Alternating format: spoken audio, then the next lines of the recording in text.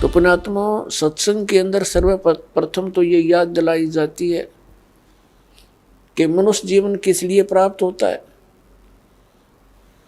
मनुष्य जीवन के कार्य का वास्तविक ज्ञान हो जाता है कि हमने क्या करना चाहिए, इससे मोक्ष प्राप्ति का प्रयत्न करना चाहिए। कल्याण के लिए सबसे अधिक प्रयत्न करना चाहिए।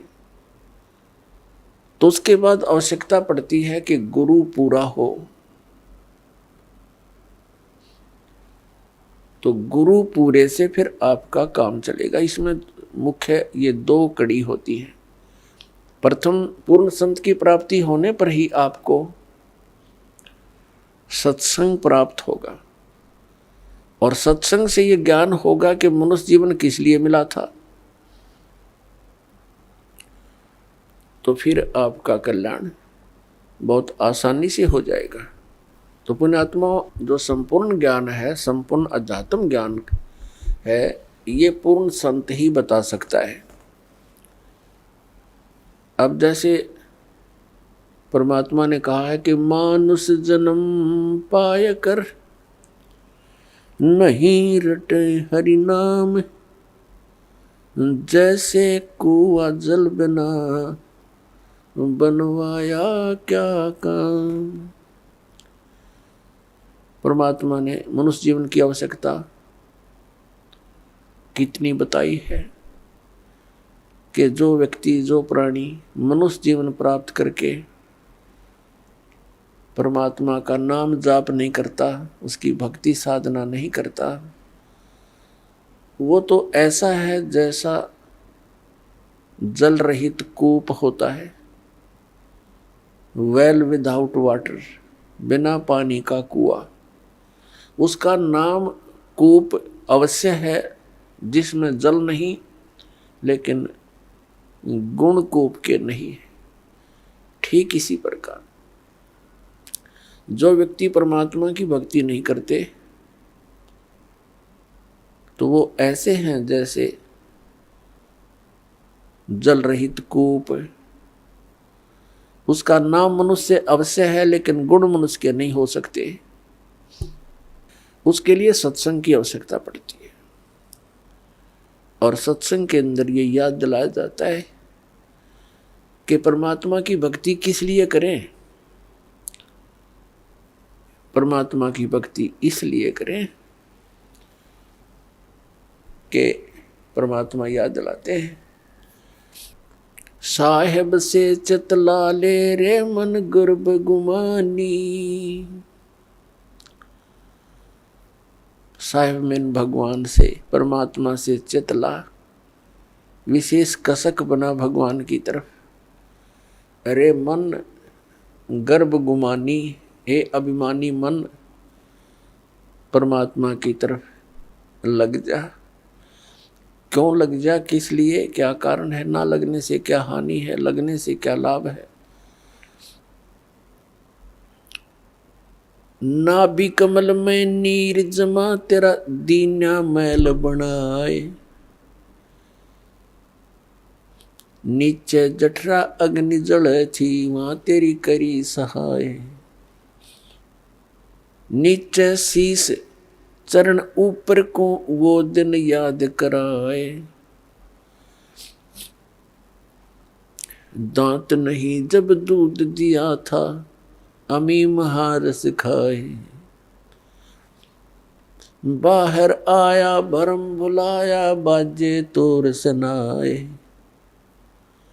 तू ही तो छोड़ दई, अब चला अधम किस राय। दाई आई घुटी प्याई, माता गोद खिलाए।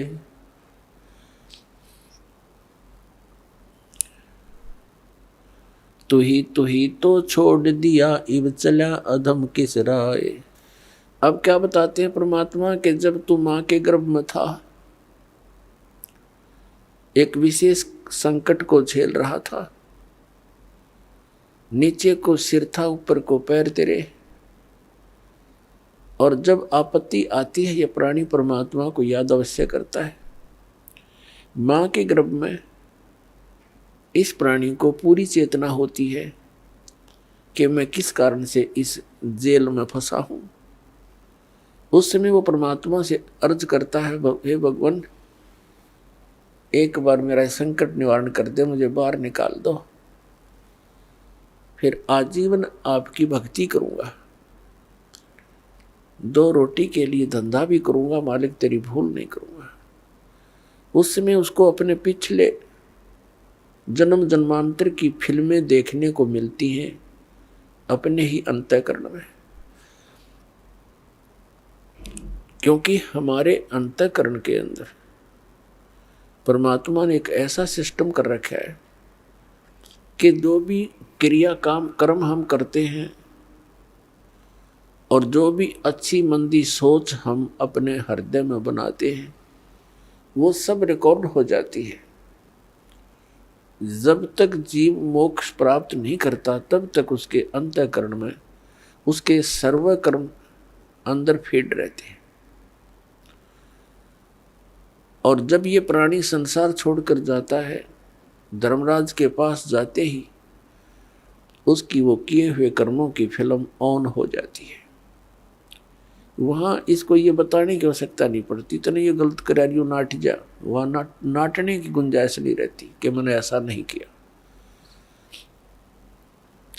तो उस फिल्म को देखता हुआ वो प्राणी अपने पिछले मनुष्य जीवन व्यर्थ किए हुए इसको बहुत याद आते हैं और बहुत रोता है, मैं कितना जालिम था, मुझे संतों ने चेताया भी, भक्ति करने लगा भी, छोड़ दिया, फिर उन्हीं मस्तियों में लगा रहा। परमात्मा की भक्ति ना करने से आज तक मैं भटक रहा हूं। तो उस समय परमात्मा याद दिलाते हैं कि जब तू माँ के पेट में था, जब तो तू करा था, हे भगवान तू ही है सब कुछ, और आप एक बार मुझे इस माँ की कैद से, पेट की कैद से बाहर निकाल दे, आपको कभी नहीं बोलूंगा। तो यहां परमात्मा कहते हैं बाहर आया और भरम बुलाया, अब चला अधम किस राह, ए नालायक, अब कौन सा रास्ता अपना लिया तूने। क्या बताते हैं कि 12 वर्ष खेलते बीते, लीना ब्याह करवा, पहले बचपन में ब्याह हो जाते थे, उस समय की वाणी है ये। 12 वर्ष खेलते बीते, लीना ब्याह करवा, और तरुणी नारी से बना गरबारी, अब चला मूल गवा। परमात्मा ये नहीं कहते कि ब्याह ना करवाओ, कहने का भाव यू है कि इससे काम ना लगे रहो, इस मनुष्य जीवन के एक मुख्य कार्यों को और इसमें साथ जोड़ लो, और उसके बिना तो ये सारा काम व्यर्थ है, और उसके साथ हो जाने से सारी सफलता। जब व्यक्ति महादुखी हो जाता है, अपने सतर के सब प्रयत्न ये कर लेता है, चाहे राजा भी क्यों न हो, तो उसको भगवान की आवश्यकता महसूस होती है। राजा लोग भी परमात्मा के लिए साधु संतों के पास जाते हैं, आशीर्वाद प्राप्त करते हैं। तो परमात्मा हमें याद दिलाने आते हैं कि तुम भिखारी क्यों बनो, वो साधु क्या करते हैं, वो भी तो भगवान की भक्ति करते हैं, तुम भी करो, तुम स्वयं धनी बनो उस भक्ति का, याचक क्यों बनो तुम। तो वह हमारे समझ में नहीं आई, क्योंकि हम इस गाइड गणे कर रखे हैं। हमने सोच ये रखा है कि भक्ति तो वो लोग करते हैं जो गुफाओं में बैठे, भक्ति तो वही कर सकते हैं जो बिल्कुल घर त्याग कर जंगल में जा बैठे, वो फरी हैं। वो फरी नहीं है, वो तो आपसे भी दुखी है। तो परमात्मा हमें याद दिलाते हैं कि तरुणी नारी से गरबारी और चाला मूल गवा। मूल का अर्थ है जो अपने मनुष्य जीवन के श्वास रूपी पूंजी, जो मूल धन तुझे प्राप्त हुआ था। ये मनुष्य जीवन के जितने श्वास हैं ये आपका धन है, ये मूल धन है। और इस मूल धन से हमने आगे व्यापार करना था, सौदा करना था और इसको दुगना तिगना चौगुना करना था। परमात्मा कहते हैं कि 3 लोक और भवन चतुर्दश सब जग सौदे आही, और दुगने तिगने और किए चौगने और किन्हु मूल गवाही। 3 लोक और भवन चतुर्दश ये सभी अपने सौदे के लिए आए हुए। जैसे कोई व्यक्ति विदेश चला गया या दूसरे शहर में चला गया 2, 4, 10 लाख रुपए लेकर व्यापार करने के उद्देश्य से कि उनकी 10 के 20 बनाऊं, अपने नेक नीति से कमाऊं, और वो उन पैसों से ही जाकर के होटल में मौज मस्ती कर रहा है, व्यापार कर नहीं रहा, बिजनेस कर नहीं रहा, तो उस मूल धन को खर्च रहा है, उसको बर्बाद कर रहा है और एक दिन कंगाल होकर स्वदेश लौट आएगा और किसी के मजदूर लगेगा। और दूसरा व्यक्ति उन 10 लाख रुपयों से सौदा खरीदता है, बेचता है, दुगने तिगने कर रहा है, तो उसने उसका यथार्थ लाभ प्राप्त कर लिया।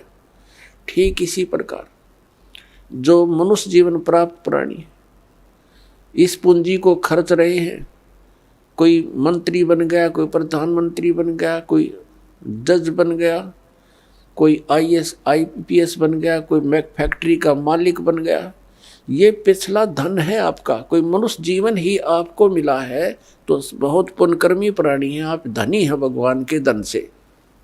जिसको मनुष्य जीवन प्राप्त है वो मूल धन पूरा लिए हुए है। बाकी उच्च पोस्ट प्राप्त हो जाना, राजा बन जाना, ये उस भक्ति धन का एक एक्स्ट्रा आइटम है। ये केवल दान पुण्य का ही फल है इनका, और मूल पूंजी वो भक्ति वाली वो सबकी मनुष्य जीवन प्राप्त प्राणियों की एक जैसी है, जिनको मनुष्य जीवन मिल गया। चाहे वो रिक्शा चलाता है, चाहे मजदूर है, चाहे सेठ है, और चाहे मंत्री या प्रधानमंत्री है, कोई भी है। भक्ति धन आपका जो है नाम की कमाई वाला धन तो सबका समान है। और रहे पुण्यों का, उन पुण्यों से ये उच्च पोस्ट मिल जाती है। तो कहने का भाव ये है दास का कि जो इस मनुष्य जीवन के इस मूल धन से फिर से अपनी कमाई शुरू कर देता है, परम संत की शरण से उपदेश प्राप्त करके, फिर अपने उस दैनिक कार्य के साथ साथ ये भी एक मजदूरी करता है, तो वो दुगने तिगने और चौगने बना रहा है अपने मूल धन के।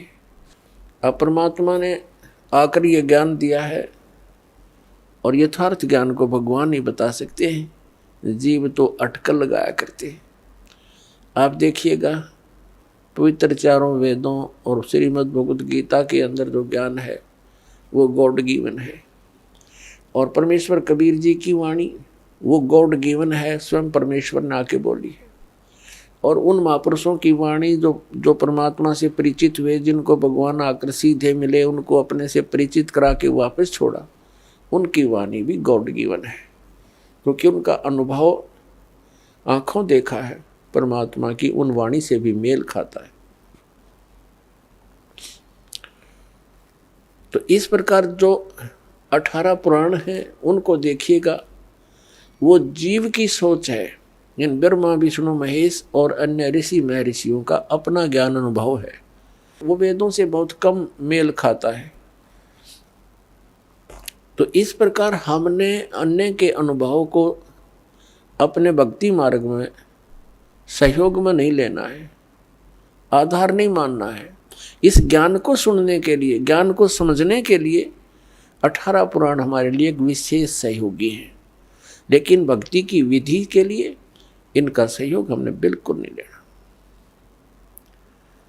और उसमें जो भी भक्ति क्रियाएं बता रखी हैं वो वेदों से नहीं मिलती हैं तो नहीं लेना, उनका पालन नहीं करना हमने, तभी हम सफल होंगे। तो क्या बताते हैं, ये मनुष्य जीवन जब तक आपके पास है तो आप इससे ये लाभ उठा सकते हो। क्या बताया है कि लोहे जैसा ताव जात है, ये काया देश राही, और तीन लोक और भवन चतुर्दश सब जग सौदे आही। जैसे कारीगर लोहे को गर्म करता है, उसको इतना गर्म कर देता है बहुत अधिक, और फिर उसको निकाल कर तुरंत उस पर चोटें लगाता है। गरम गरम लोहे पर चोट लगा करके वो जो वस्तु बनाना चाहता है बना सकता है। लोहे के जरा से भी ठंडा होने के उपरांत उसके ऊपर चाहे पूरे गणना झाड़ ले, चाहे घन मार ले, उसका कोई लाभ नहीं होगा। वो टेढ़ा मेढ़ा बन जाएगा, वह वस्तु नहीं बनेगी जिसके लिए प्रयत्न किया गया था।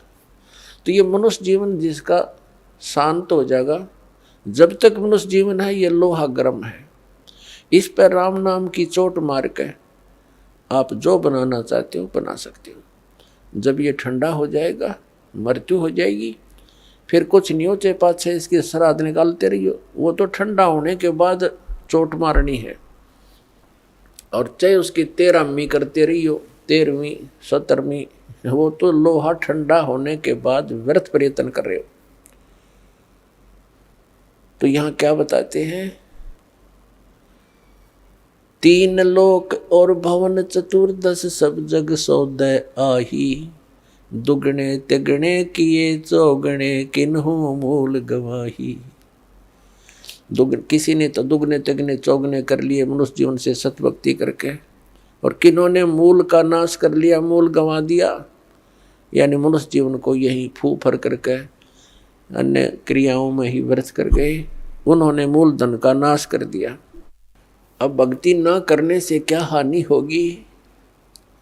नर से तीतू पशुआ की जय, गद्दा बैल बनाई, ये 56 भोग कहाँ मन मूर्ख, कित कुरडी चरने जाई।